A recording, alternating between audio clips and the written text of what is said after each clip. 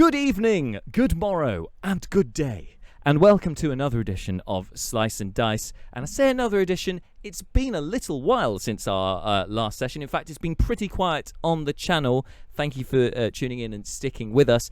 I have excuses / explanations as to why we've been absent for a little while, but we'll get to that in a moment. Let's bring in the guys. Good evening, everyone. Hello. Good evening. Good evening. Good evening. Shameless Good plug. This is going to be a hello, Family Fantasy RPG. Thank you for tuning in. Howdy, howdy. So this is going to be a little bit of a tester stream tonight. So there may be a couple of hiccups and a couple of little bumps in the road as we go through today, because during the time that we've been off due to some scheduling issues, due to some technical issues. Technical being the computer completely packed up, and managed to fix it, fortunately, but also then ended up reinstalling and relocating everything onto a new technical things. So now we've got everything back up and running. This means that I've had to set up everything again. Unfortunately, it looks like we've got all of our niceties here set up. So microphone, the guys. But please, chat, let us know if you can't hear anything, if you can't see anything, if something seems amiss. Please let us know, because there, as I said, may be some teething issues. Fortunately, one of the issues we shouldn't have tonight, because I think we've all been in this position for a while and we've all managed in our own different ways to solve it, is it's been very hot recently, and being cooped up inside against the computer can be a bit challenging. But as you may have noticed, I have a fan now. It arrived literally today. I assembled it just before we came live on air, and it is... it's glorious. I'm not going to lie. I'm loving it. It's nice and cool. That's what we need, especially when you've got all of this around you, keeping you nice and warm. So hopefully I'm not going to melt during today's stream. And it looks like the rest of you are also keeping pretty cool in your various setups, because it's a bunch of cool guys. I live in a hole under the ground. I am essentially a hobbit in real life. Also very cool as well, being subterranean, which is great. Can't argue with that. So yeah, and other things that have been going on. So obviously we've had some scheduling issues with either myself or some of the guys not being available, and so we've had to move things around as best we can. And the Cage has also had some scheduling issues. In fact, the Cage's scheduling issues have been extended for quite a while, so it looks like we won't be picking up the Cage again until possibly mid-August at the earliest. So that means we're going to be a bit missing out on that content, but it will be back. We will be back once everyone can make it. Just with everything opening up in the UK, people's jobs have started moving around, and so it's trying to figure out and slot everyone in as best as we can. But in the meantime, there is still plenty of stuff to look forward to, and we'll be having hopefully an extra session or two of the Manylands campaign, as we'll now have an extra Thursday evening where I'm available, and the rest of you hopefully are available, to record and jump into some stuff here now that the team, of course, have arrived in the Dragonborn Kingdom of Rachir. We've got a whole new world to explore, and so some extra sessions to do so feels okay by me. So, with that out of the way, I should say one last shameless plug. I don't have the hotkeys prepared for shameless plug, so I won't make the noise, but we'll get that next time. We talked about it a while ago, but to reiterate, our podcast series Baldoa is getting its first animated, but its graphic accompaniment, its video accompaniment, should be released. I'm hoping next week. I'm nearly finished editing it. It's been on the back burner while I've been predisposed with scheduling things and work and things. But hopefully we'll be dropping next week, if not the week after. I will keep you guys updated on the live stream, and of course via our social media as well. If you're not following us on social media, it's all at slice&d6. Give us a cheeky follow. I believe there's links to it down on our Twitch page. If you click on the socials button, I think. But anyway, that out of the way, outside. Guys, the rest of you, do you have any points of order, any shameless plugs before we jump into tonight's session? No. On a personal note, it's great to see you all. Good to be back. Yay. If we're Okay. allowed to say stuff like that, then yes, hooray, welcome. Very happy. To be Yes, back. of course you're allowed to say. You're allowed to say whatever you want within reason. All right. So without any further ado, let's jump into tonight's session of the Manylands campaign here on Slice and Dice.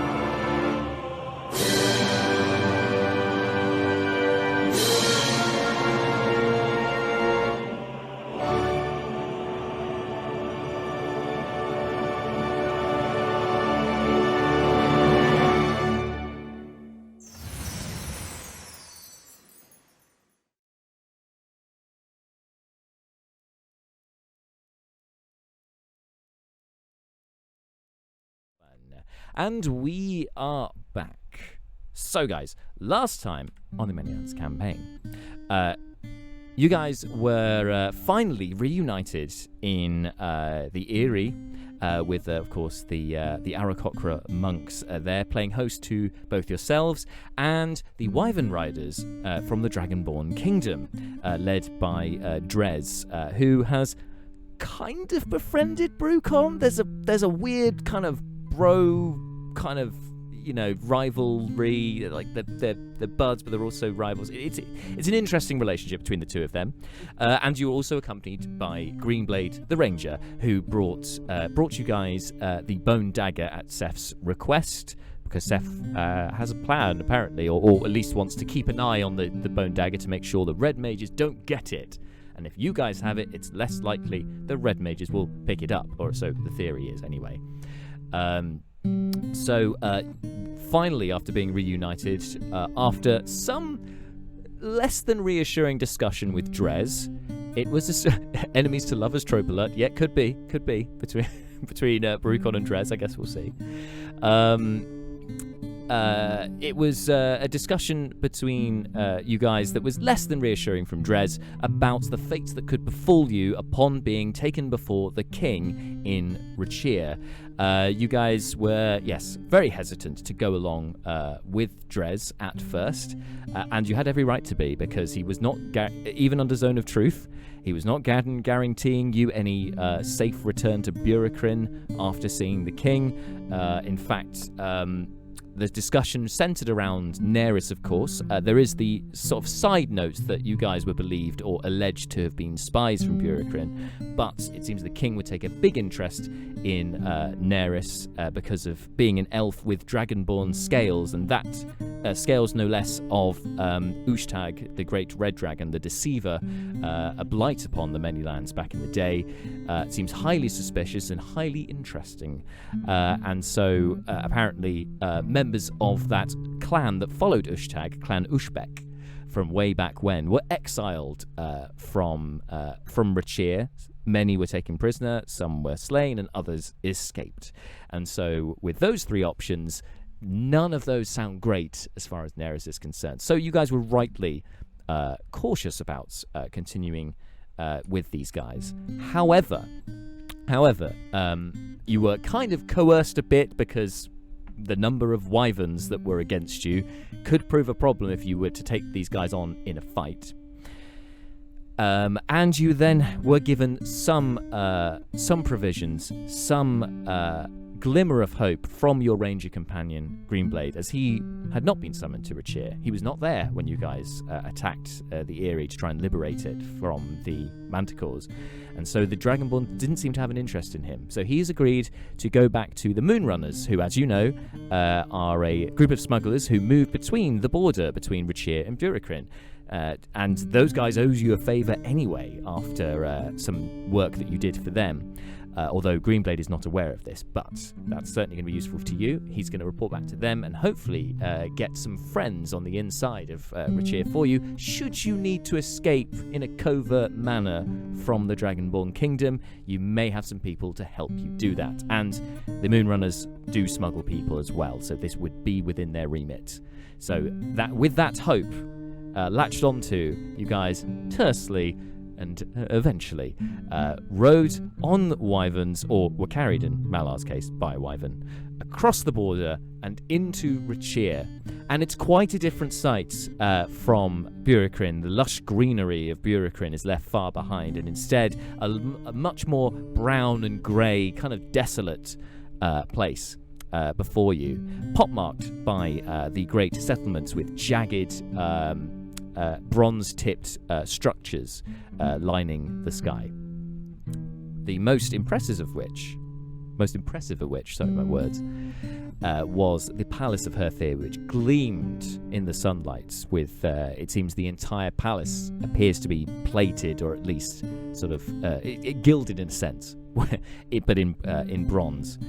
And there's a very large kind of, I guess, landing area which you guys were taken to by the wyverns before being ushered inside by the guards. Now, before the guards took you inside, the head of the royal guard, obviously, because the king does not want to have people with weapons, strangers, perhaps spies with weapons, in front of him, demanded that your weapons were taken. And so, hesitantly, you all gave over your weapons. For Seth, this took a very long time, and whilst Seth was giving over all of his weapons, attempting to hide one of his 13 or so weapons, Malar used the moment of distraction to take the bone dagger from Leobrin and try and, for lack of a better word, snort it up his trunk.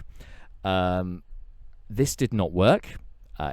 It didn't prove fatal for Malar. It could have, but it didn't. Instead, you were soon discovered to have the bone dagger, and the captain, not seeming to pay much attention to it other than its ornate look, tucked it into his belt, and so currently has the dagger on him.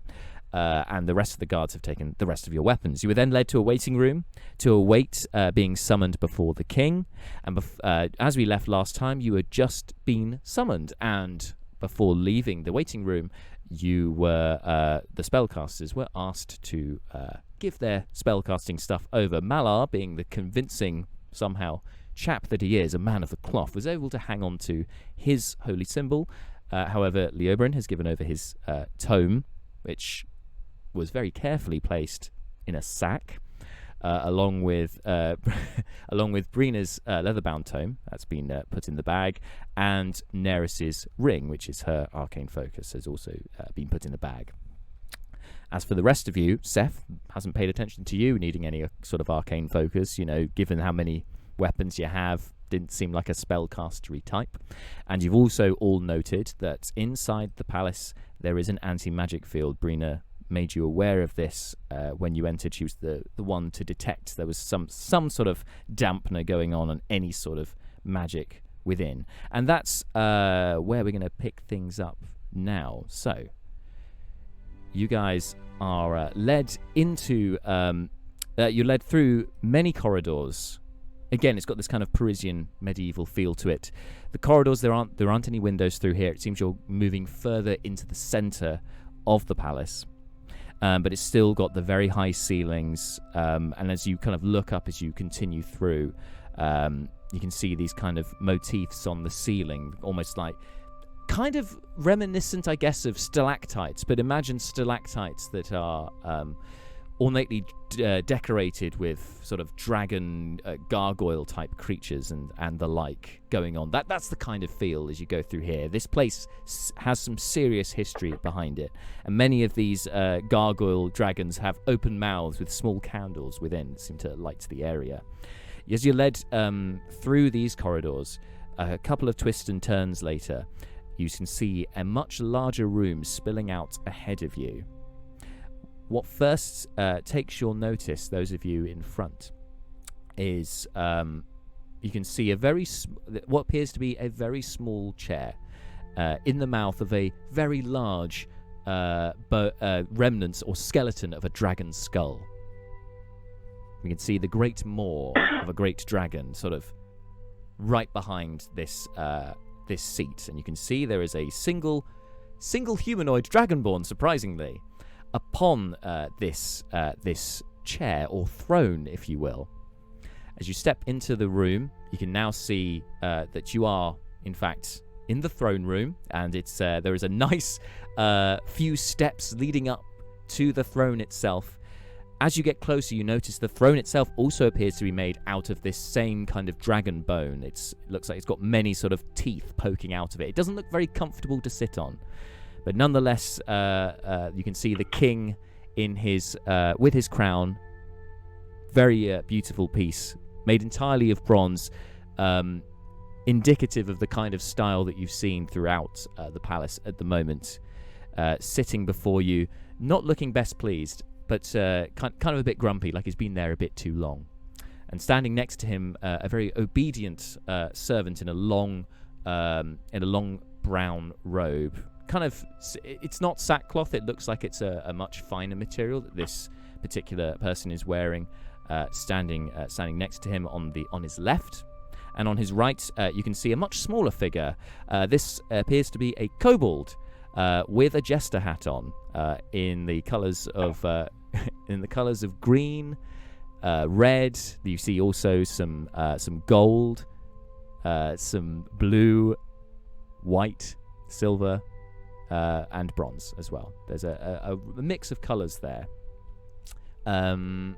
Those of you who are religion trained can make a religion check, or if you're history trained, you can make a history check. Let's get my history on, or not, as the case may be. I don't even know why I pretended to look, see if I had religion and history trained. There was a brief moment where Gamblor, the god of random number generators, dangled a natural 20 in front of me there, but instead I came away with an 11. No! So close. So close. Unfortunately, Brucon, you're leading the pack. I only got 6 on my religion check. Ooh, dear. All right. How about a 21 on history? Oh, Leobrin, you start. Oh, dang! Now, Leobrin has a unique insight into Rachir anyway, as it was established in the last session, because Lorandlas, the Forest Nation, which is across the Westry from Rachir, actually have okay trading relations, whereas... Fucking Westry. The Westry, yes. have relatively good trading relations. They're quite different peoples, but they have no quarrel, whereas Burakrin and Rachir... really not good relationship at all, and so they're much more likely to spread illicit rumors about each other, whereas Lorandlas might be a bit more factual in their knowledge about Rachir. And so you would recognize that and also being a courtier as well, this definitely helps with you. A court jester is the Fae like their frivolity, so a jester kind of fits in quite well in that respect. Seems quite unusual given what you understand of the Dragonborn, who seem to be a bit more straight-laced. They don't seem to be comedic as such. But you do recognise that the 7 colours that this jester is wearing would signify the 7 different dragon gods of old, the 7 great dragons. Each, a colour of each of them.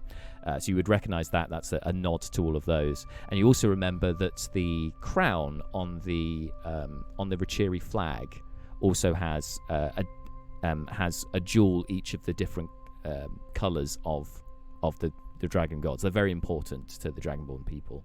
So you would recognise the colourings, would recognise that. Anyway, pulling your focus from these 3 figures at the centre, kind of pulling your focus out a bit, you can see sort of lining the walls are other subjects that seem to be watching over. Did Brucon's 11 did Brucon's 11 get any knowledge at all about any of this? Or So was you it wouldn't just have like, got. So you wouldn't have got that much. You wouldn't have got what Leobrin got. But I tell you what. Malar and Brucon with your 11 and 6, especially given your upbringing in Burakrin, the whole having a jester seems really odd. Like, Right. Dragonborn don't have a sense of humor. In fact, Drez seemed odd because he was quite jovial. That took you by surprise. A court gesture, it just kind of seems like, are they for real?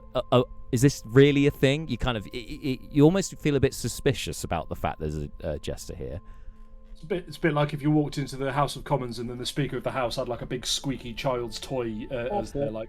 That's it. It feels I'm like, hang on, ridiculous. what? Yeah. Right. Feels completely Is it a- perverse. Is it a Dragonborn jester? It's a kobold gesture. Kobold jester, sorry. How bold of you to ask. Oi. Yes, and there is. I mean, you would understand, of course, Leobrin, that it's called. It's the Dragonborn Kingdom. There are kobolds here and lizard folk, but they're not as common, and they are a bit chastised by the Dragonborn for the most part. There's it kind of in the similar way that in Burakrin the Dragonborn seem to be a bit maligned. There seems to be a bit of that here. It's Racism, bigotry everywhere. yeah, apparently so. And I guess you would also kind of get that kind of social hierarchy as well, in the sense that the Fae and then the kind of the elves of Loranlas kind of are below them in the hierarchy. So politically you'd understand that there is this bigotry hierarchy, which isn't great, but it's unfortunately seems to be prevalent here as well. There's some prejudice. There's some assumptions that Burakrin have over the Dragonborn. And oh my god, they have a jester. They have no sense of humor, famously. Yeah, there are a lot of stereotypes flying around here at the moment that are being shattered all over the place. Your whole closed-minded view of the world has been torn apart. Yes, eyes have been opened. And as I said, there are many subjects lining the walls as well. You recognise many different kinds of Dragonborn, some of which seem to be higher in status, others seem to be servants.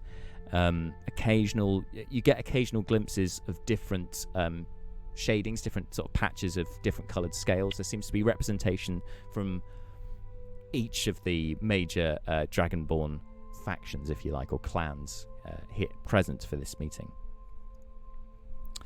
So the Dragonborn in the robe to the left of the king clears his throat and raises a hand to signal all of you to stop as you have entered the room. We stop. We stop. You might have to hold Neris back. Just keep going. No, Just walks straight through the throne room and out the other side. Just gone. She's just Visited, lemmings her way done. through. Tick, done. Straight off the cliff, done. There we go. You all stop. And the one in the robes appears to be an advisor of sorts, and speaks to you in common. It says, "You are now in the presence of King Xarndak, the king, rightful king of Rachir, of the Dragonborn Kingdom of Rachir." Since we've come in, has anyone bowed as they've come in, or done anything, or done any type of like Nobody's greeting? bowed to you, no. No, to the king. The subjects were already in the room, but as this advisor proclaims and signals his hand up in the air, you notice the subjects around all bow respectfully. Can I imitate that? You can, of course, imitate that. I love this specificity. If not, can I also bow? Can I imitate the people bowing? I'm not bowing myself. I'm just copying them. I'm doing it ironically. No, I'm being respectful because I don't want to die yet. Okay, that's a good call. Self-preservation. The Leo rest of bows. you also bowing. Yeah, Malar will take a knee, as it were, or swoop, or whatever. Does Neris bow? As I bow, I'm Jack going to kill elbow not his Neris a little bit. character? I'm Will going Jack to elbow kill not his Neris a little character? bit and be like, "Go down." Well, Neris got a natural 1 on that roll. She stands firm.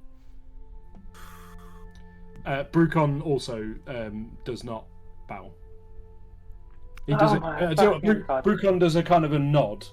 Oh yeah, and he's sort of banking on being a bit sort of pre-bowed and just kind of like I made a motion that let's see if that he's running that up the flagpole and seeing if it salutes. I do not wish to tear my suit, so I will. I'm going to move Brucon is further away not from Brucon. Go on, James. Just going to move slightly further away from Brucon and Neris, like not with them. Yeah. By the way, Brucon is very conspicuously wearing his regular. I mean, Brucon is always a sharp dressed man, but he's definitely not wearing his waistcoat of gleaming. He's in his regular kecks, and yeah, he just kind of is a. Like just when you acknowledge somebody in the street, like, all right. Yeah. Right. Oh yeah, it's the up nod. That's it. Yeah, it's the up nod. Neris stares just fixedly, doesn't move. With that that quite hot determination, I guess, because fiery lady, that you've seen many times with her, that smolder. Brina, on the other hand, immediately bows down, prostrate next to Malar, like really goes into the bow, hands and knees, and then stands up again. It looks like she may have accidentally fallen over when she went to bow, as is Brina's usual gait. Anyway. There is a moment where the advisor kind of looks over to Neris and acknowledges Brucon, then kind of looks to the king to see the king's reaction. Just waves it on. The advisor moves over to the king and whispers something in his ear. If you spoke Draconic, you would understand what's being said. Provided you did a perception check. I don't think any of you do apart from Neris. So I will roll a perception check for Neris. Jack will know what Jack says. Well, yes. Unfortunately, that's not high enough, even with her perception score. That's not going to help. So she doesn't really catch what's being said here. But you can see the king's saying something in Draconic to the advisor. Before turning back to the rest of you, noticeably he's now standing next to the throne. He's a lot closer than he was before, for practical reasons. You have been accused of being spies from our neighbors in Burakrin. What say you in your defense?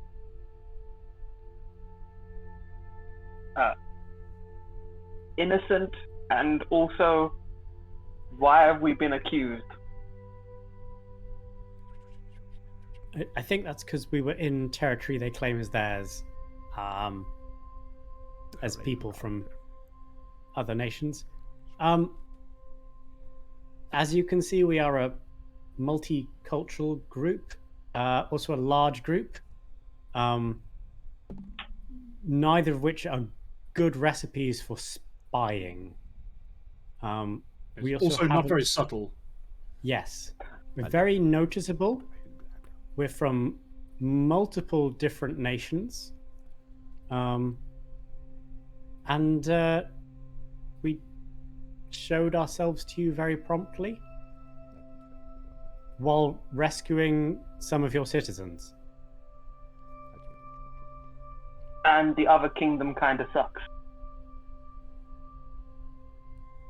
And at least some of us are not particularly friendly to the nation you think we're spies for.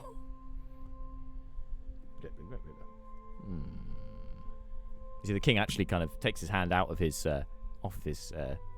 takes his hand away from his chin when you say about not being friendly to Burakrin necessarily, and looks pointedly over at Leobrin, kind of studying you for a moment, looking you top to toe, and then whispers to the advisor.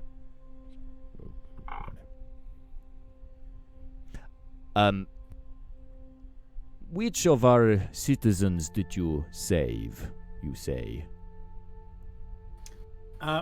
we came up to rescue the Arakocra at the temple.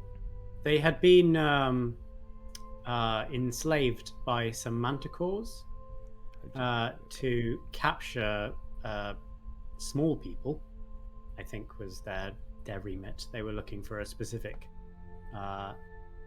person, so they just started catching every single person. We went up, discovered the problem, and set about freeing them from the problem. Could you make a perception check? Persuasion check, please, Leobrin. Sure thing. Do I have anything special for this? Any Archfey features?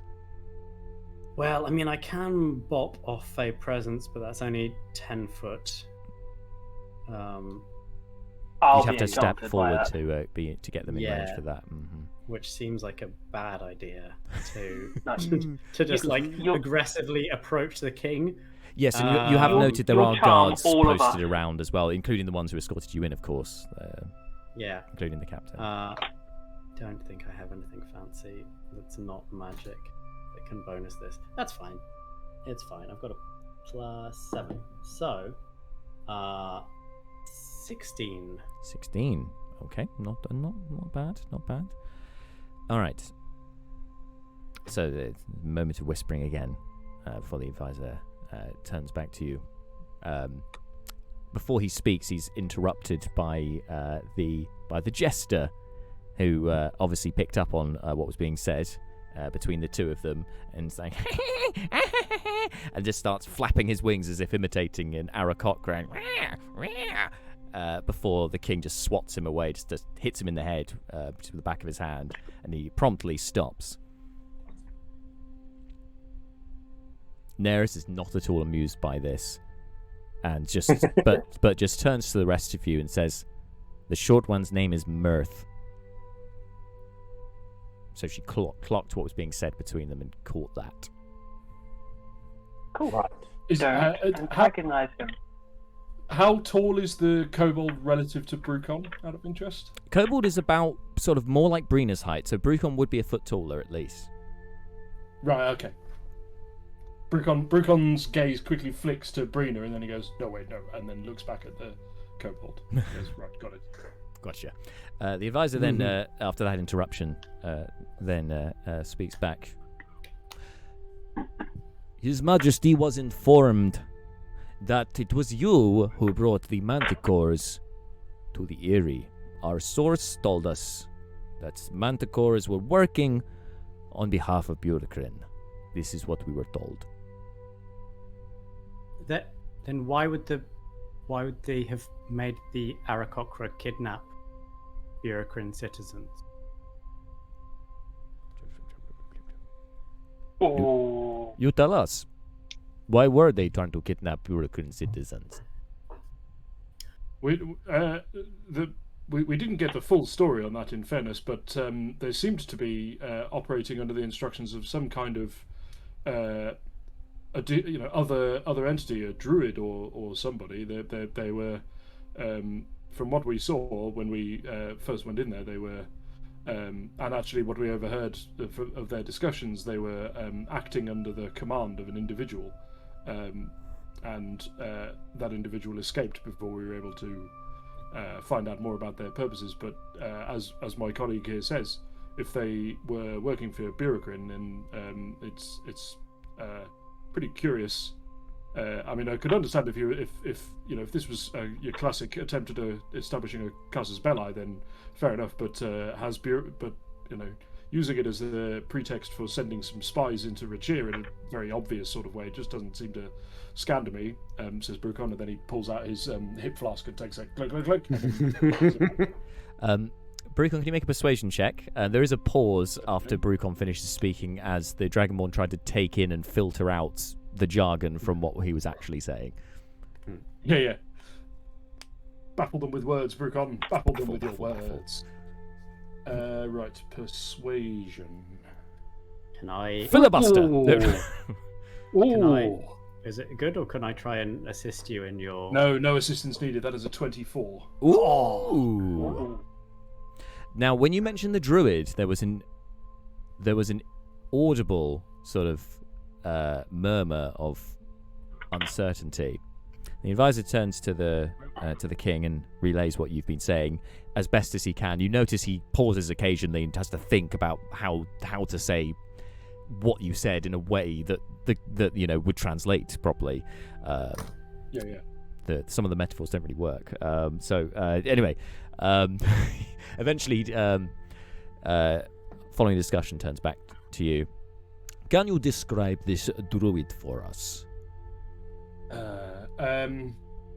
Because Burakrin did see her. It was a she, wasn't it? Been so You had long. been told You had been told it was a she. I don't recall if you actually saw them in the flesh. I thought Burakrin did see her because he was the one who dashed into the.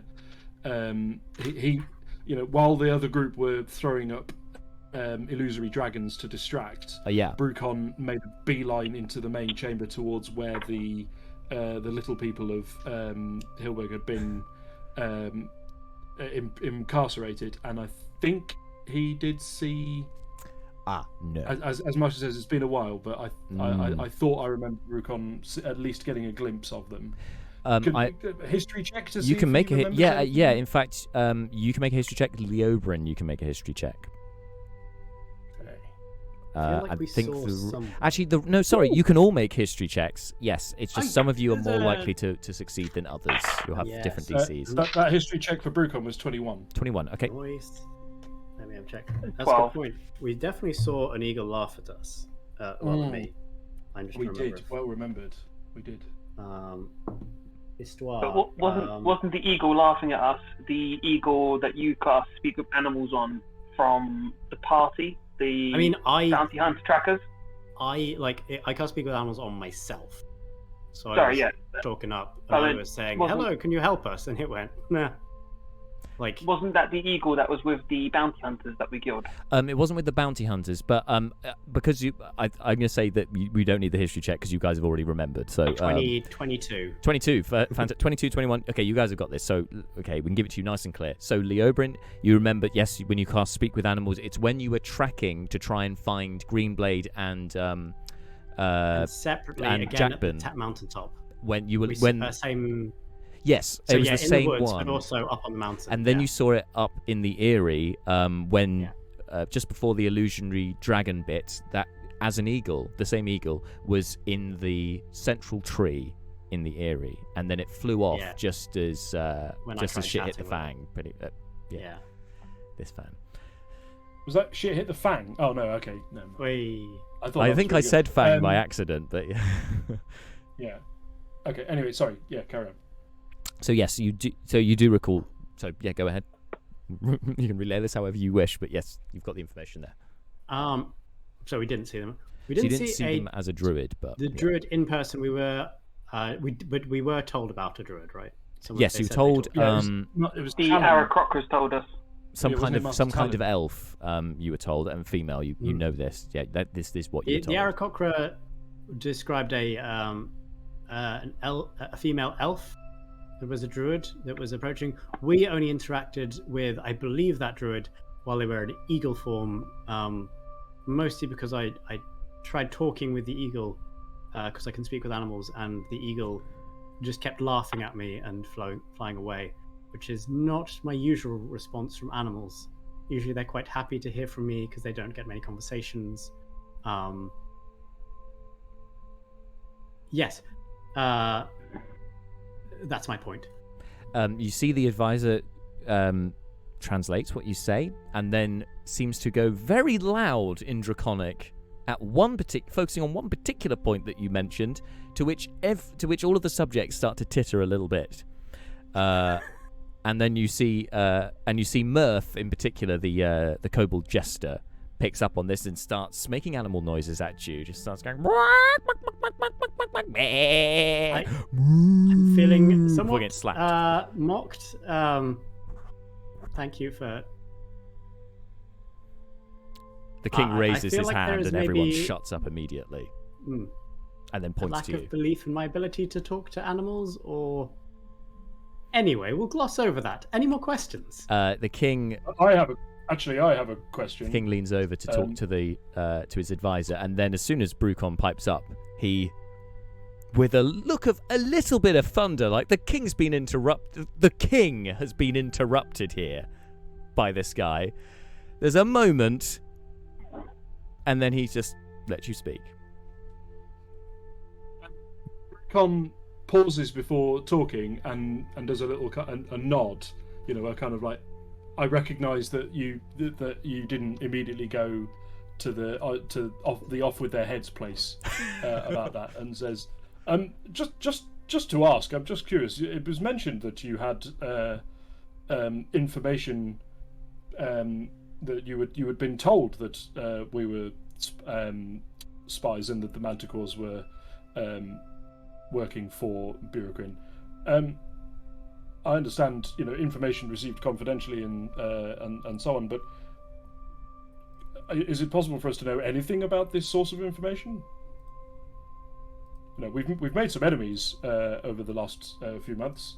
Maybe you're being used as a pawn in some kind of game that they have. There's a bit more back and forth between the advisor and the king. The advisor turns to you. Is that a pawn? First of all, turns back to Leoberin. It seems there was something they wanted to say to him before they were interrupted. And says, "You, master of the natural world, elf. Would you happen to be from our neighbors in Oranlas?" Leoberin puffs up a bit. Yes, indeed. As you can tell by my garb and bearing, I'm a person of breeding. Our wise and benevolent king noticed this as soon as you entered the room. I'm glad Bart picked up on the layers of that sentence. We may have further to discuss with you in private after this affair is in order. That's sure, interesting to hear. As to the dwarf, Master Dwarf, our source was given to us by a trusted member of the Dragonborn Council. We trust their word over yours, of course. That being said, with this new evidence that you have brought, there are some questions that have been raised. At this time, it is hard for us to make a clear decision. The final decision rests in the hands of our great king, Xarndak, and whether you are in fact guilty of being spies for Burakrin, or you are innocent of such a crime. There is much that will need to be thought over, and the king will not be rushed into a decision on this. If you have any further evidence, this is your opportunity to bring it forward. I would like to know what evidence there is that we are spies. Because at the moment we have a long list of reasons why we're not. But so far the reason for why we are spies is someone said so. Can you make a persuasion check, please? Can I assist him just by also saying one of our party also spent a week with your guards while we escorted the children back to their local town, and during that time nothing happened. I'm sure that your captain of your knights that we become acquainted with will be able to speak on our behalf that we helped them in dispatching the Manticores.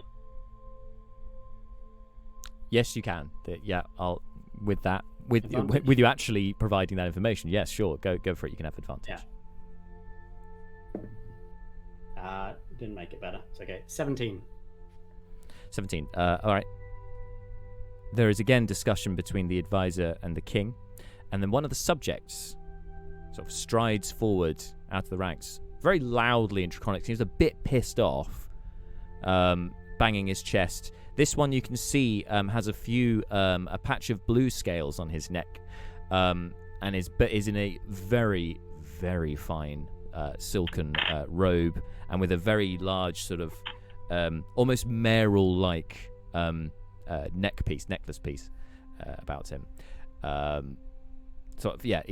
You can tell immediately that he seems to be a little bit annoyed by what's been said, but you're welcome to make insight checks if you'd like to know anything more than that. Yes. I want to know who my opposition is. I don't know draconic. 20? 20, okay. So I'm not giving you guys disadvantage because you're just trying to read body language. It just means you won't get as much information, obviously, because you can't understand what they're saying. Any advance on 20? No. I also got 20. Okay, great. So the two of you, and then never mind, Burakrin. You've got enough going on. It's cool. So Leo Isn't that most of your modifier?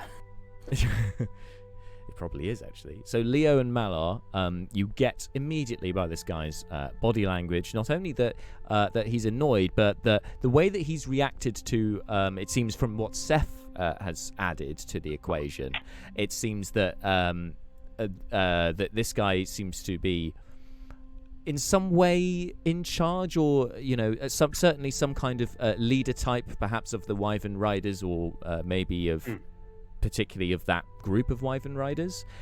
I guess you would also, with your passive perception, I'll say for both of you actually, because we've already highlighted the blue patch of scales, you would also recall that Drez has a patch of blue scales as well. Unfortunately, you weren't in the conversation with Burakrin, so I can't give you more than that from other ties. But yeah, so you recognise that this guy definitely seems related to the Wyvern Riders in some way. But you are then taken a little bit by surprise from what the advisor then translates to you and says.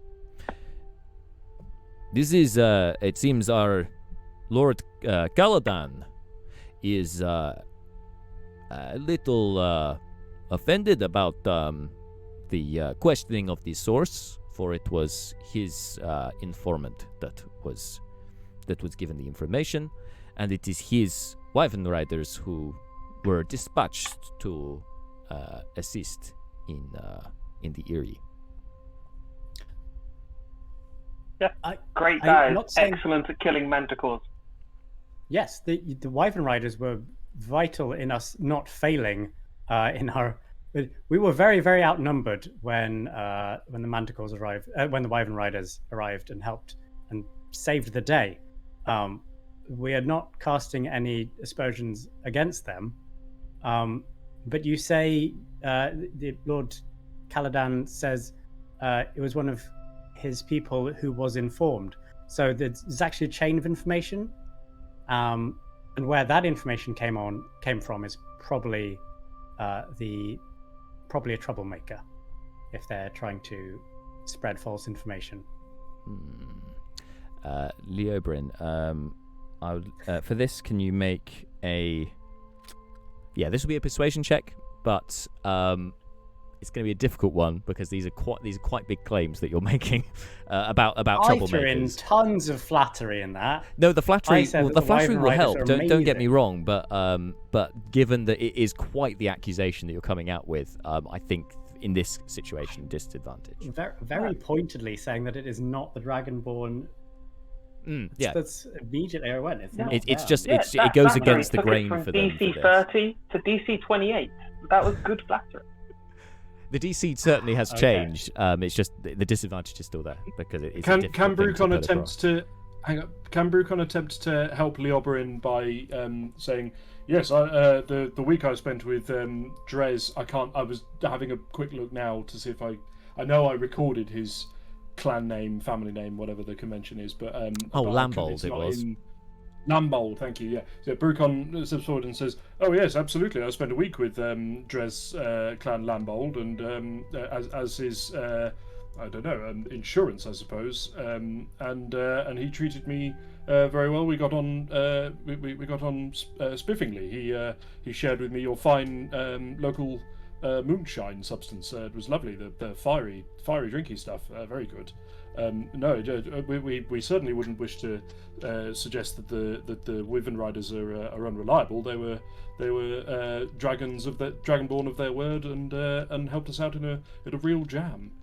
So for this, because there was a bit of flattery in there, a little bit of not lying, but certainly omissions of certain things that happened there. Burakrin, if you make a successful deception check, you can give Leober an advantage on the check.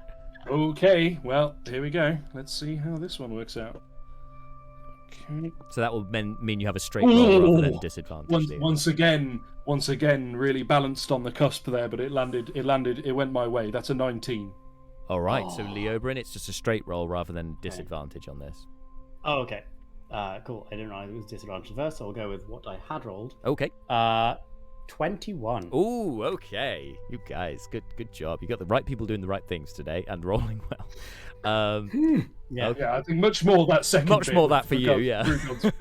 That's 7. I rolled a 17, but I have +2, so yeah. All right. Okay. So there is a moment as this information is relayed, and you see Caladan. At first, when you're saying about how great the Lambolds are, kind of turns around to the subjects there and makes a bit of a show of himself. Kind of puffs out his chest, beats his chest a bit, and seems to make some kind of joke. And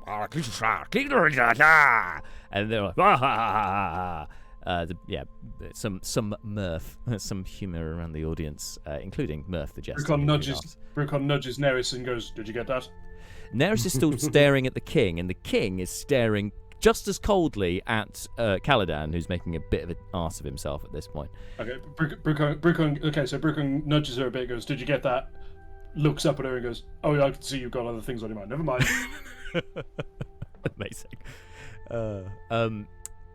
Yes, the king is staring at Caladan.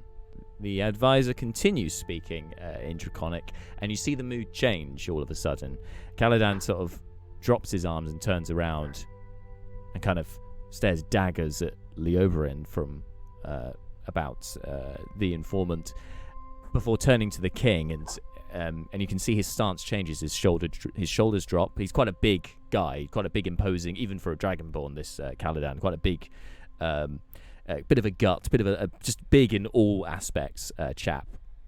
And then looks over to the king and kind of holds out his arms in a not quite pleading, but certainly imploring the king. And Neris kind of because this is very loud. Neris mutters to the rest of you without breaking eye contact with the king. Says, "This guy thinks that his source is reliable, and it's her word against ours." Her word. She breaks eye contact for a second. Her word. Mm-hmm. And then looks back at the king. Perhaps some kind of druid. Who knows? Of the pointy-eared persuasion. The king waves away Caladan. Caladan backs away, back into line, into step with the rest of the subjects, and then beholds the rest of you for a moment. You guys in the middle, just looking from one to the other. Kind of lingers on Leoberin for a moment, and then lastly locks eyes with Neris. And there's a moment of recognition between him and her before... Father? Daddy? No.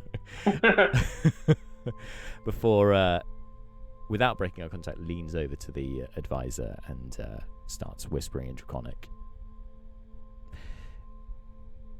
Okay.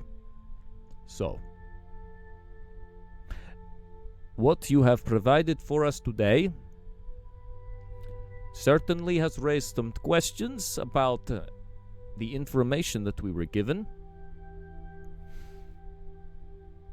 It does not entirely absolve you of what you are being accused of.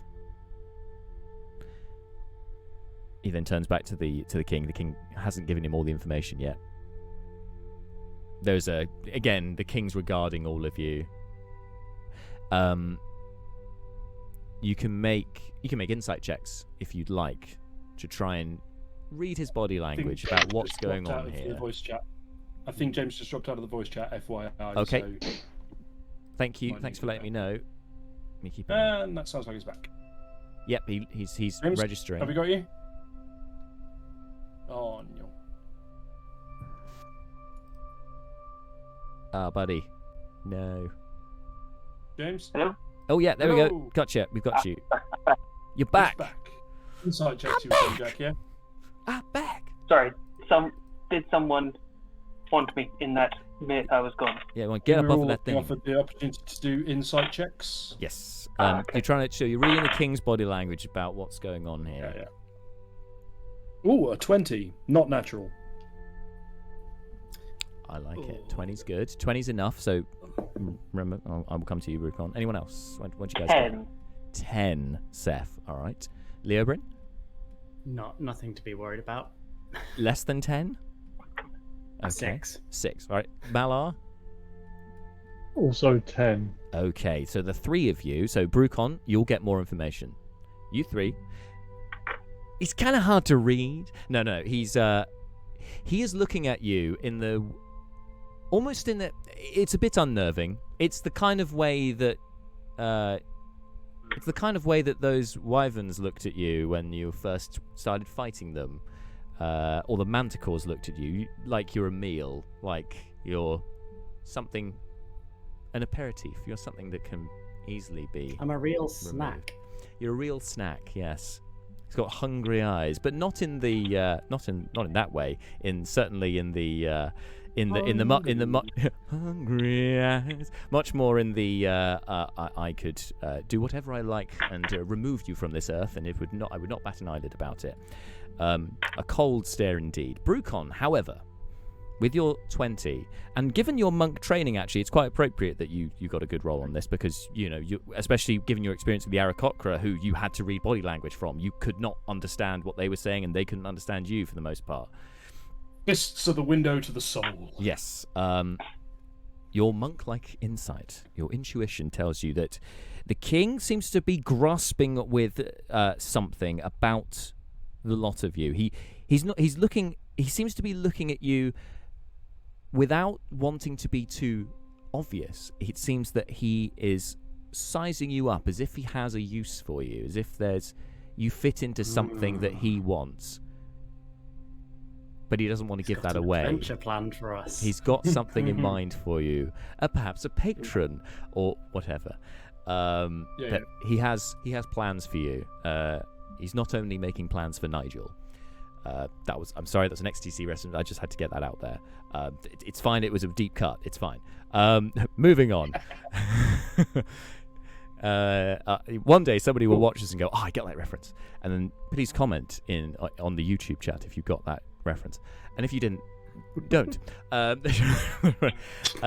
Okay, so you got that, Burakrin, and then the king finally, after regarding all of you, whispers to his advisor. The advisor speaks out, clears his throat first of all. Therefore, our great king has decided that you will face trial in the morning. The trial of the 7 deaths.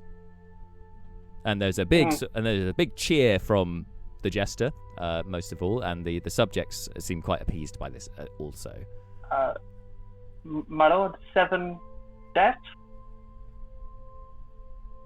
Not just one?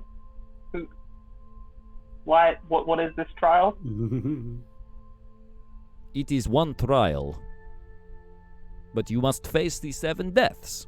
If you are innocent, you will defeat the 7 deaths. If you are guilty, you will be defeated by the 7 deaths.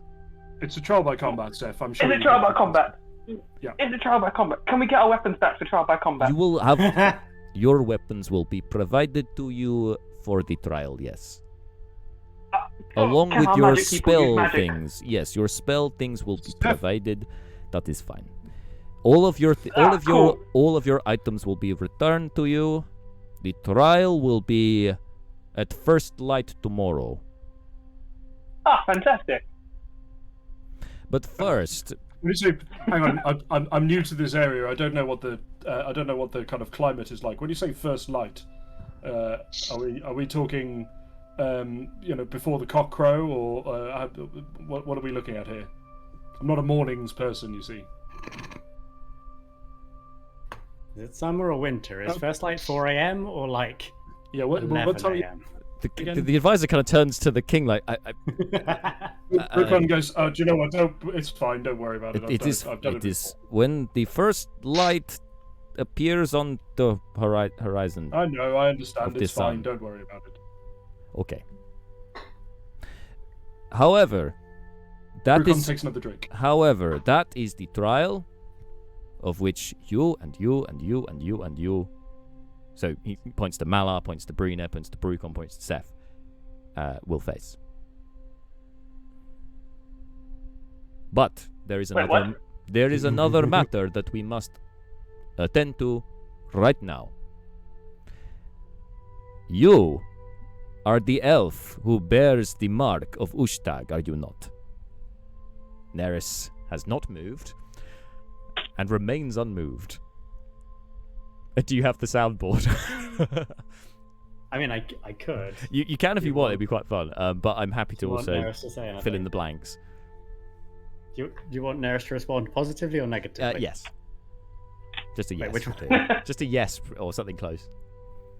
Well, that's right. Martha's not here, but we still have her in spirit. Yeah. Perfect. Yeah.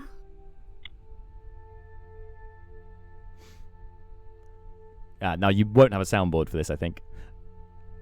We would like to know how you came by these scales. Yeah, no.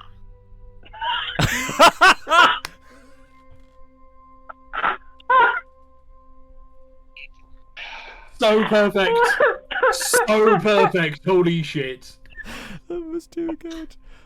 Oh my god, I'm gonna. That's definitely getting clipped because that needs to be out in the world. Absolutely. Putting the soundboard away because it's too powerful.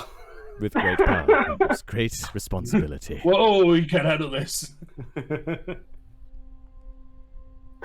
We have been told that you were a child of Kotar.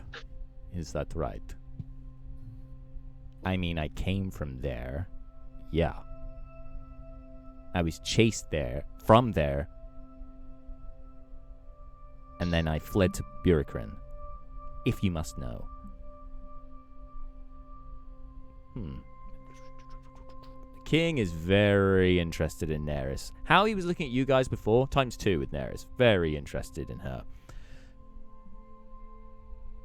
Why did you leave Kotar? I told you I fled. I was chased away. Who took you? Who chased you away? A guy called Damon? Was this an individual? Or was he part of an organization? I don't know if he acted alone, but he was one of the Red Mages. When this is put to the king adjusts his seat. Interesting. Is what you can tell from his movements. Whispers back to the advisor. And then Neris just interjects at this point in Draconic. She starts speaking. She's just because she can understand that they're whispering in Draconic. Before she breaks into Draconic, she just goes, cut the crap, and then bam, just reels off into Draconic at the king and the advisor. The advisor is completely, his eyes wide, doesn't really, isn't used to this sort of insubordination, doesn't really quite know how to deal with this. The king is less perturbed and just looking, just completely analysing her and taking it in. He's nodding ever so slightly when she speaks. This goes back and forth for the best part of a minute, and when it reaches its end, the advisor sheepishly kind of shuffles to one side and then looks to the rest of you who clearly have not understood what's going on, and says, "Your friend here has claimed that the red mages wanted something from her, and wants something from the rest of you also. Is this true?" Yes. Yes. What is it that the red mages want from you? For she did not tell us this. I'm gonna look towards the group and we're gonna do one of those moments where we look at each other and we try and insight check each other. Like, do we tell them? But can I make an insight check? I'm not really understanding Malar.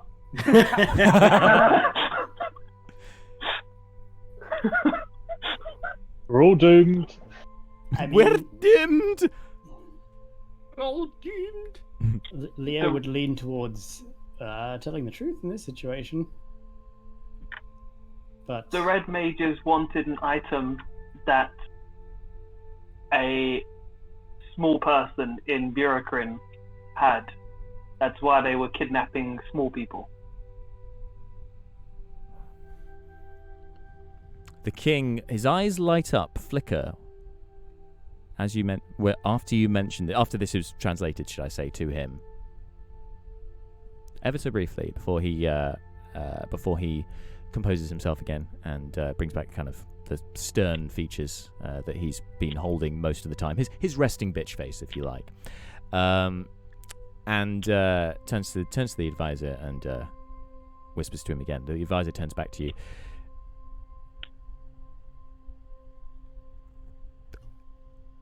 This item that you seek, are there more of them in the world? We don't seek the item. We were seeking the people that were after the item because they burned down an establishment of someone who had it, and it was a friend of ours. They kidnapped people looking for them. We just wanted to stop them. We don't care about the item. We were just stopping them. Seth, can you make because this was a bit of a grey area, you can choose persuasion or deception. They are both +6. Okay. I've been prepared for this because I'm always in a grey area. So I was like, I don't want to have to choose. Did you I take just an want those stats invocation? to be the same. Do I want to hoodwink somebody? Yes. Do I care how? Yeah. Not especially. I think as soon as you're fudging around the truth, it's deception. Yeah, I just want them both the same. So it's like, do I want to lie? Do I want to tell the truth? Doesn't matter. 18. It was certainly more deception by omission rather than outright lies, but yeah, all right. Good to know for the Truth. future I that don't I can lie, specify I because they're the same. Tell the truth. 18, you Yeah. say? Okay. The deception description specifically includes that because they know D&D players. Yeah. This deception can encompass everything from misleading others through ambiguity to telling outright lies. Yes, excellent. But we'll keep that in mind for next time. So with an 18, this is relayed back. It helps actually that your deception is being translated. It makes it harder to detect a deception. But anyway, after back and forth, the advisor says, "And how do you not know that this elf here is not one of the red mages herself?" There is no way you can fake being that pissed off at someone all the time. She hates them more than anyone I've seen, and a lot of people hate me. I know what it looks like. You see the smallest of grins appear on one side of the king's face before he whispers back. "Does anyone else have anything to say in your elf companion's defense?" I go, oh, yeah, she definitely doesn't work with them. They killed her aunt. Forgot that. I also, sorry, Neris, for being so excited about remembering that. Really sorry for your loss. And I pat her on the shoulder, and I back away a step. She just goes, don't, and just bats you away. Yeah. Lots of murder and kidnap, and on the positive side, our friend is a good person who has saved our lives on many occasions. Has fixed my rough more times than I can count. Yeah, I don't know if you're collecting character testimony here, but I mean, I literally was willing to give up my life to save Neris, so I don't know that there's anything more I could say. I mean, I don't know how much you're likely to take account of this, but you know, yeah, that's the I think the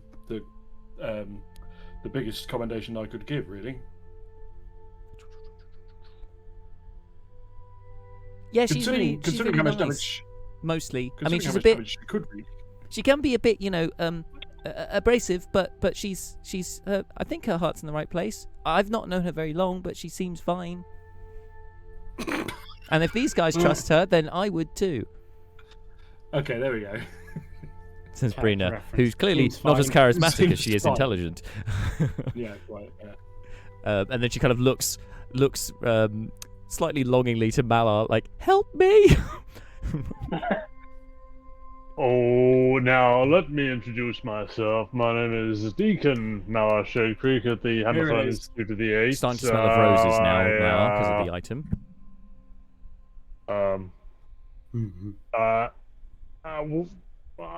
When I came across Ms. Neris, she was just It was the summer of 1982.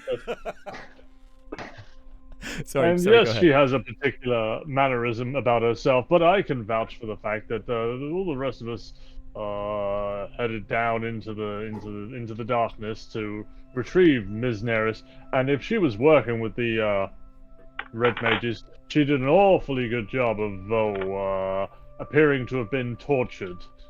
She was in quite the state. I would seriously doubt that they would do that to one of their own.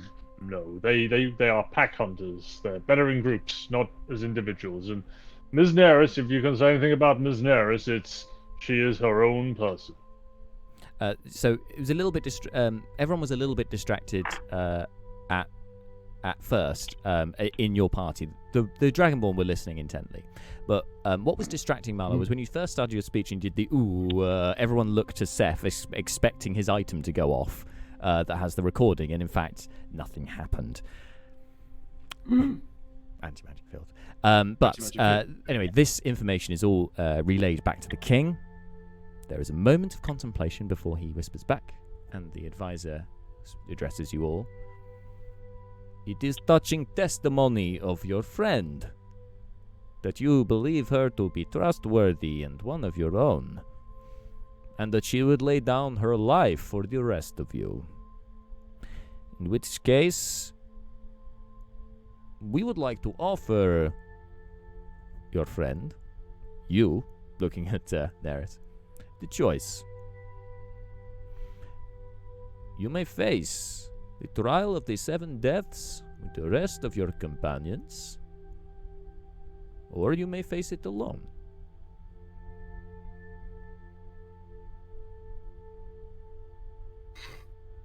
You have until midnight tonight to decide.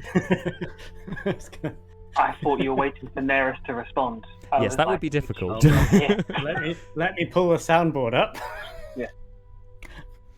There is much that there are many revelations that you have brought before the Dragonborn Kingdom, our exalted leader, King Xarndak, and of course, from the members of the Dragon Council.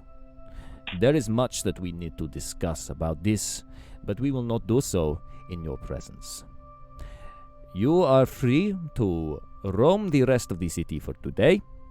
You must do so under guard. Our royal guard will accompany you if you leave the palace. We will have quarters put up for you, rooms put up for you inside the palace. You will stay as our guests tonight, and in the morning you will face the trial. I would like, I and on behalf of the king would like a private audience with the half-elf from Loranlas. Everyone else are free to leave. One last thing, in case it helps us, in case you want to take it down to like 5 deaths that we fight against, we can also show you an illusion of what that Daemon guy looks like. You wanted to know what the druid looks like. We didn't see her, but we do know what the other leader, Daemon, looks like. So we can show you his appearance, take it down to maybe 4 deaths that we face. There's a small titter amongst the audience when this is translated. But the king is not laughing about this. He's looking at you, regarding you. And the advisor then speaks up after being instructed. This information would be of use to us. We may have a private audience with you after we have spoken to the half-elf. If you could wait outside, you will be brought before us when we are ready for you.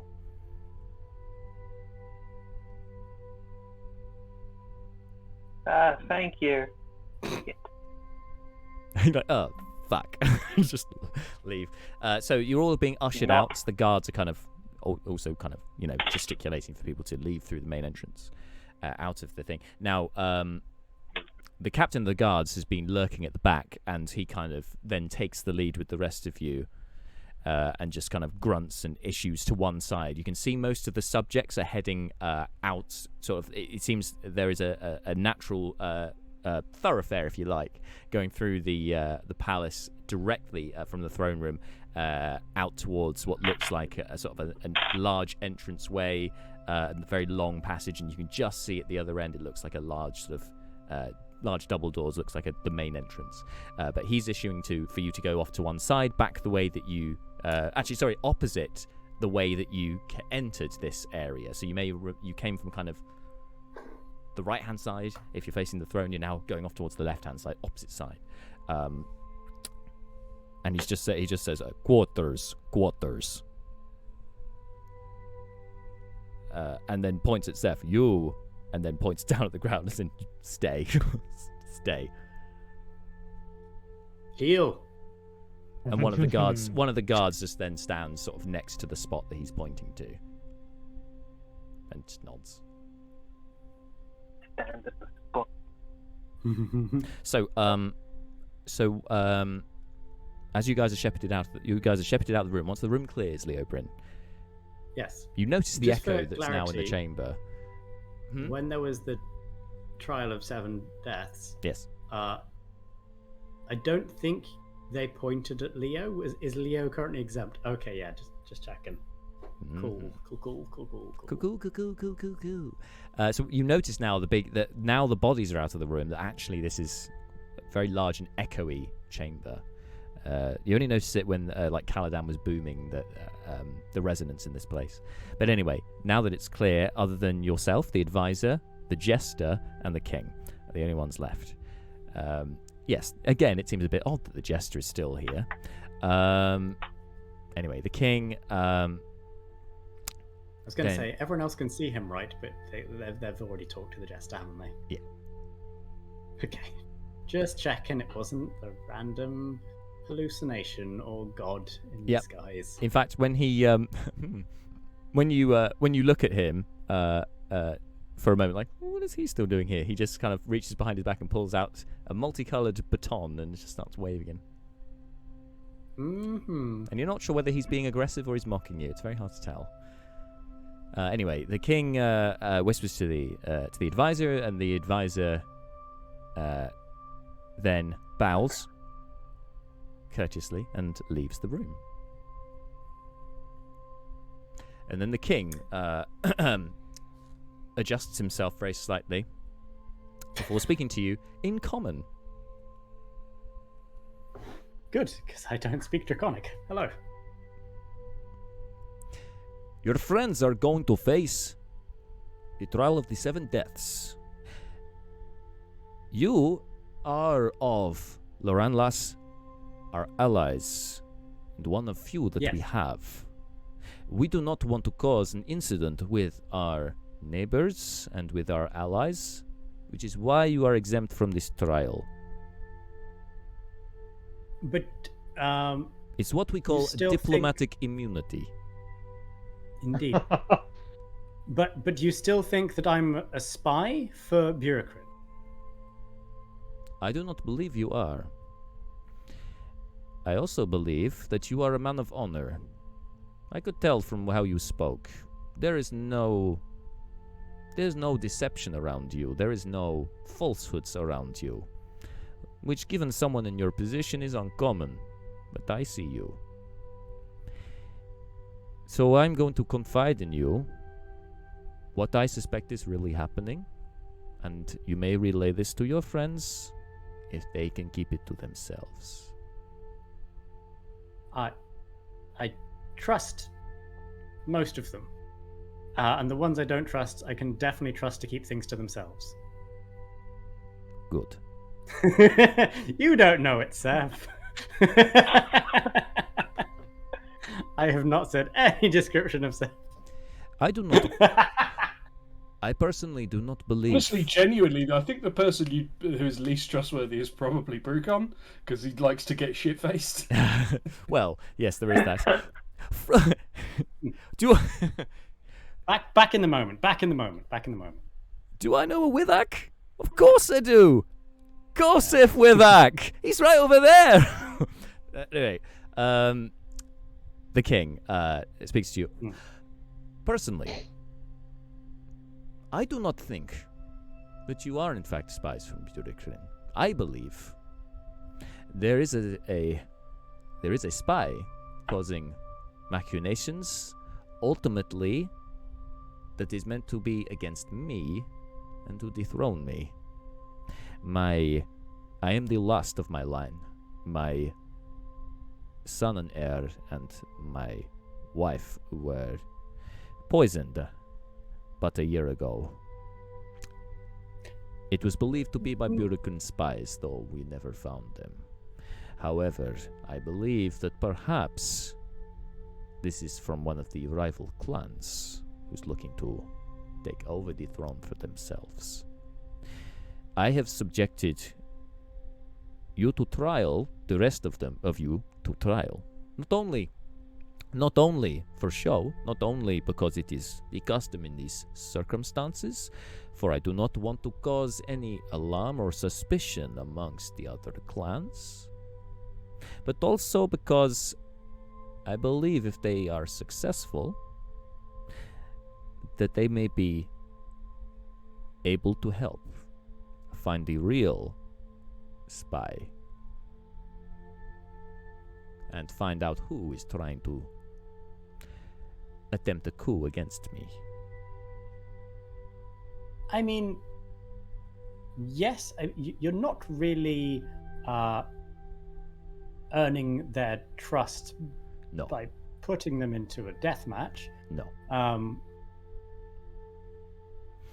But They're I would usually more positive to people who don't do that. No, but unfortunately, I must maintain a position of strength amongst my subjects. And if rumors were starting to fly that I had gone soft on the potential spies of Burakrin, the people would lose faith in me, and therefore I would lose credibility, I would lose support from the people. There would be an uprising, I think, sowed by whichever of these clans, and it could be more than one, to be honest, is trying to work against me. So I've had to carry on this show for now. However, I will have means to assist your companions, though it will only be slight. There are slight things that may be done to assist in what is to come. I will arrange for these items to be delivered to you ahead of the trial to make sure that at least some of you survive this. For no one has yet survived these 7 deaths. The tone is really going up and down in I would also advise that you probably, if you haven't already, looking for a new partner to get that chain of leadership relinked. It's probably a good idea. It has been suggested, yes, but I am not a transactional king. I believe in the sanctity of my marriage to the queen, and there cannot be another. Well, it's gonna get messy when you die. I am making preparations for this. It would appear that my brother-in-law will be taking over when I am gone, or perhaps his son, depending on when I go.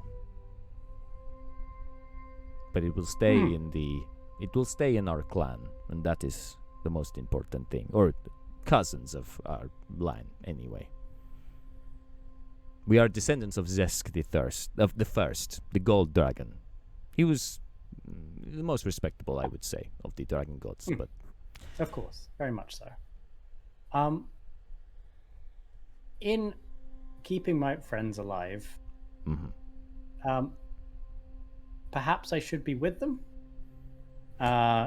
If you need me to sign something so that this is not a diplomatic incident, I'm very happy to.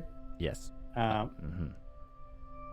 But I honestly, they might need the extra help, especially in a tournament, in a challenge that no one has ever survived. I thought that this is what you would say. Pointed look at the king. As I said, I could tell you were a elf of honor, and so I completely understand, and yes, I will draft up the document for you to sign to waiver any diplomatic incident, and you may join your companions in the trial. That is fine by me. I will have the king's seal on the document. I respect, and you have my respect for this. Lovely. Well, I suppose that this isn't the deliberations on whether the stuff we said is true has no effect on whether everyone goes to the trial of the 7 deaths. Not now, no. Wonderful. But it was good to have this conversation ahead of what is to come, so that we have some understanding from the other side, particularly the red elf, I think, could do with being reassured that not everyone is an enemy, necessarily. That's going to be a hard sell. Good luck. In the meantime, I'd better go prepare for your unwinnable murder match tomorrow morning. Very good. The city is yours. As I said to the others, you want to go anywhere under God, you can do so. And yes, I will deliver the items. We will see you in the morning. Lovely. The document will be delivered to your quarters. Thank you. Along with some item that will hopefully make tomorrow easier. Yes. Oberon will bow and then walk out. A little bit awkward.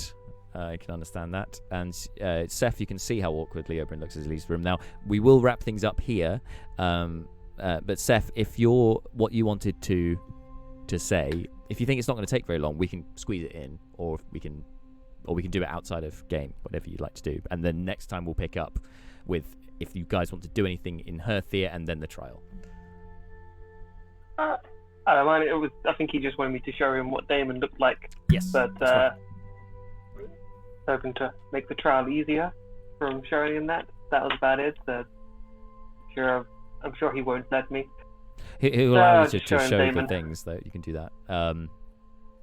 And yeah, the advisor has returned by the time that Seth you go in, and yeah, he's translating, so you don't get a clue about this whole being able to speak common thing. That's been kept relatively under wraps. But yes, you provide if you want. So if you do your major images and stuff, your silent images to show Damon and the Eagle Druid lady thing. Let's just say that this was the man who kidnapped and murdered Neris's aunt, kidnapped Neris, burned a tavern down, instigated kidnapping children, made all the manticores attack all your citizens in the area, the one who we fought a few times, and we killed these ones, and shown the one in plate armor, and the other one that we killed, like we murdered his men, we killed a lot of people from them. Just, trying to build up points that we kill the red mages, and we are good people. Once this is translated, the and the king responds to the advisor. The advisor turns to you and says, "This is most helpful information. The king has said that if you survive the trial, there is much information that he can give you about the red mages that may prove helpful to you, your group, and to us as well, that we exchange information." Yeah, our group is hoping. I think one of our main group goals is kill them all, so that Neris is safe. I think it's more of our priest's goal. He was very adamant on making sure they all died. But yeah, he's quite bloodthirsty when it comes to that. But yeah, I think that's about it. I lost my train of thought when pissing off Malar. The king just seems slightly amused by what you've been saying, and then just kind of waves for you to leave. And the advisor, with we this thank you for this information, was there any chance on finding out what we could be facing in the pit tomorrow? I totally forgot. I literally changed asking about that to pissing off DK, and I was like, "What? Wait, no, there was something." Oh no, I had something to do. No.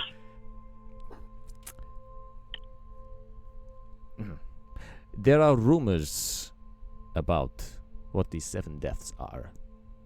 The city folk whisper many different tales about what it is. Perhaps you will find the truth amongst them. Shit. You have. Thank you. You for still your have time. the evening to explore the city if you wish. Thank you very much. Going Your to Highness, leave. fucking bastard. And give me nothing, make me to ask other people. What is this D&D? God, so hands off, isn't it? Ugh, no, I don't want to do that. No, I can't Yeah. directly tell you things. It has to be indirect. Ugh. All right. So with that done, you guys are free to explore the city of the evening and prepare yourselves for the trial in the morning. We'll discuss in chat about which way you want to go ahead of the next session, and then if it is stuff in the city, we can run through that at the beginning of the next session, just give an overview before moving on to the trial, and obviously the gifts and documents and things that will be delivered to your quarters, all that exciting stuff. And folks at home, don't worry, because you will not have to wait 2 weeks for the next stream, because the next session, I believe, I'll have to double check availability, but I believe we're going to be streaming next Thursday at our usual starting time of 7:30. Apologies for being late today. Transport things and tech things.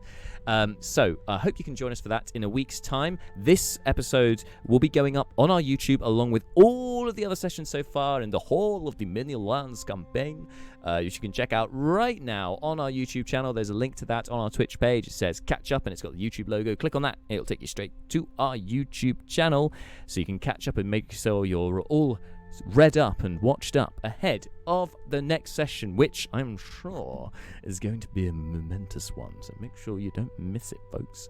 Anyway, guys, thank you so much for tuning in. Thank you guys for playing, and great to be back. I realize no combat today, but hey, D&D's not just about combat, right? We got some a lot of lore and some very good rolls on our I was going to say we persuasions haven't and had combat in conversation. ages. It's been a I little was going to say we while, haven't hasn't had it? combat in ages, but then I remember. Well, but you guys had the you guys had the fantastical drow adventures that I missed. And then you had the one-on-one with Thingy, but that was a little while ago now. That was a while for BrewCon. Yes, but next week, 7:30 Thursday, here on live on Twitch. Come join us for that. Don't miss it. Thank you guys for playing. Great to be back. And thank you at home for watching. Until next time, stay safe and have a great week. Bye. Bye. Stay hydrated.